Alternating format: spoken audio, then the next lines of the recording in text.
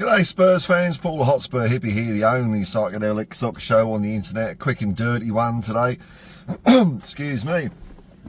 As you can see, the quint's gone. I look 10 years younger at least. The quint's on, but the quad's on. And little old Tottenham Hotspur got off to a flying start last night. I was going to do a watch along, but I woke up at quarter to midnight.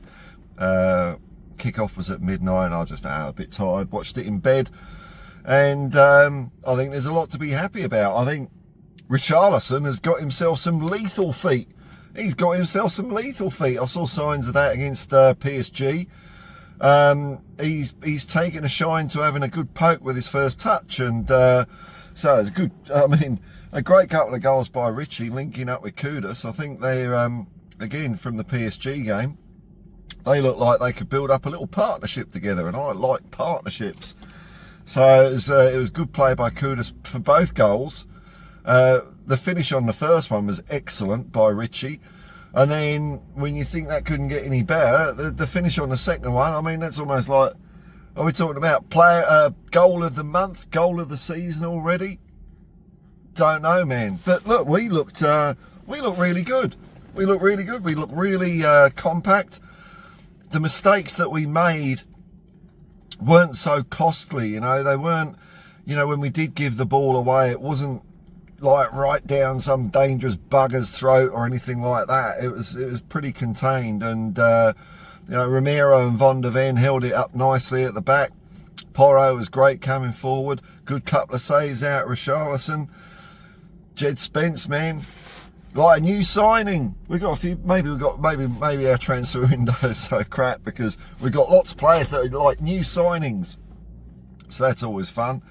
But we didn't look like we were going to lose that game. I wasn't nervous at all watching it. I wasn't nervous against PSG, so my nerves are not a fair litmus test for the condition of the game on the pitch. But no, it's really good. So.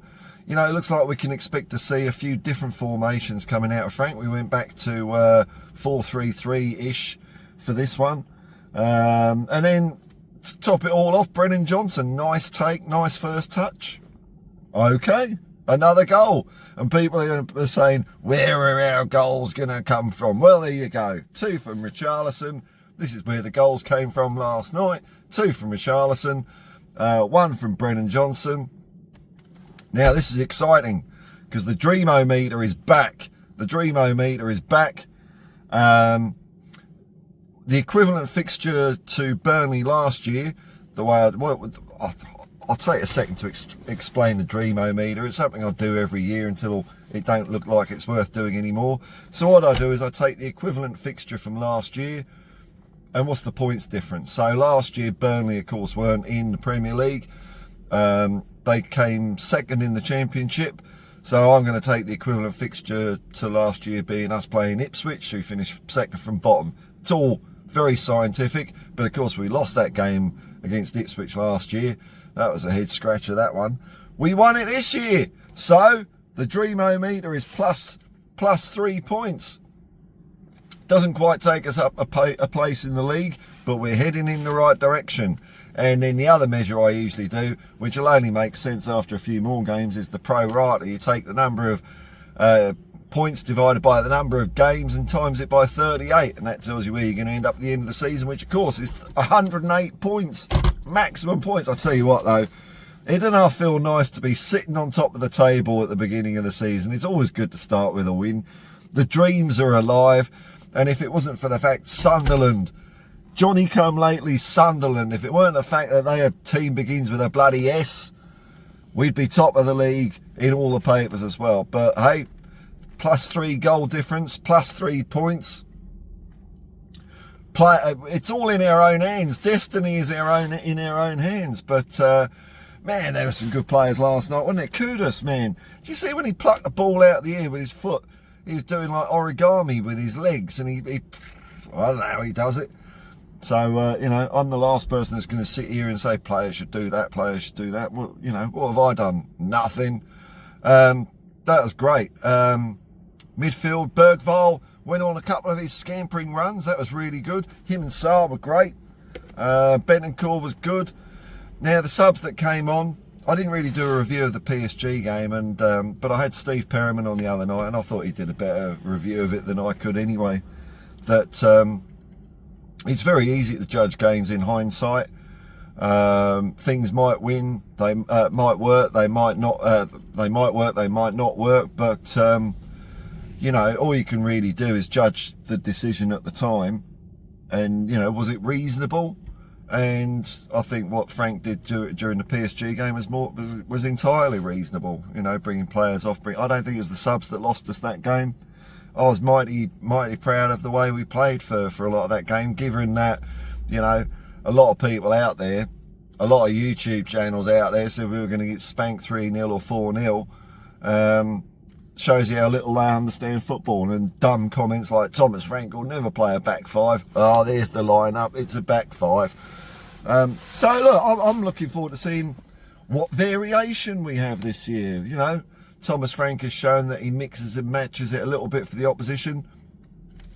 I'm not all that keen on it, but hey, if we get results, I don't give a shit, do I?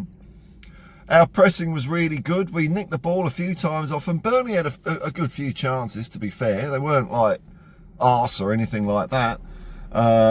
Big Vic made a good save. Romero came close to getting a yellow card. He's just he's judging that fine line of discipline, and of course, you know, he's going to get a couple of extra Fowley credits for being our captain. I think that's the strategy this year.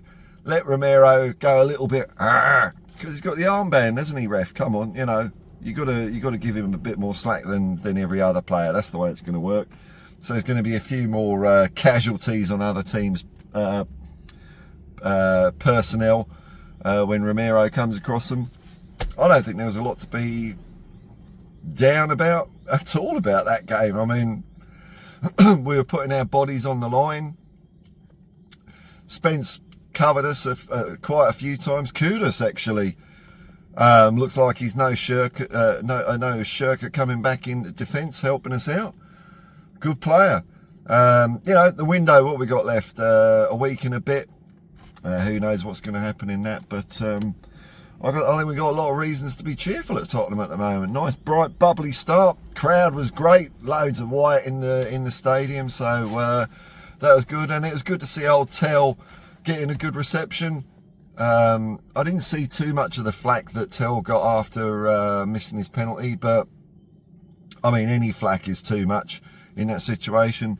All those Muppets need to look at the '84 UEFA Cup final and start remembering that there's only one Danny Thomas, there's only one Mattis Tell, and it was good that the fans came out for him and let him know that we're on his side. Because can you imagine taking a penalty in a shootout? I'd just burst into tears on the way to the spot and fall over, I think. So it was good, and all those Muppets that giving her a hard time. I like what Thomas Frank said in his conference. He said the true fans wouldn't be doing that. So I like that he's making a distinction. I like that, because true fans wouldn't. True fans wouldn't. It's just dickheads on Twitter and people that have feel they're qualified because they've got a camera in their phone. Look at me, aren't I an expert? I'm wrong about everything, but I'm an expert. It's just that I say it very confidently. I can say whatever I want confidently, and people just bloody believe it. Maybe I'll put on a bit of a posh accent. That'll shake it up a bit. Anyway, great start by the boys. Well done to Thomas Frank. Well done to all the players. Well done to all the fans for jumping up and down and cheering and having a good old time. The quad is on. Peace and love, man. Peace and love, and come on, you Spurs.